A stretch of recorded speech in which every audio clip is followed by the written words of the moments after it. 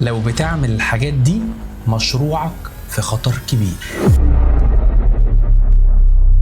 3 أخطاء بيأثروا على البيزنس سلبا، لو انت لقيتهم في البيزنس بتاعك اعرف ان انت هتفشل او في طريقك للفشل.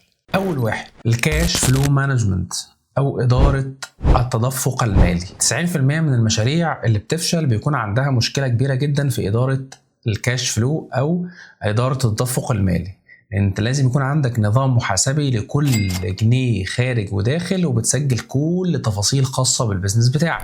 2، التسويق العشوائي. لو حضرتك بتعمل حاجات كتيرة جدا ومش متخصص في حاجة وبتقول وبتسوق لنفسك ان انت بتعمل كل حاجة، مش هتنجح في ولا حاجة. فدايما ركز على سلعة واحدة او خدمة واحدة عشان تعرف تستهدف الجمهور المناسب. رقم 3، البطء في اتخاذ القرار.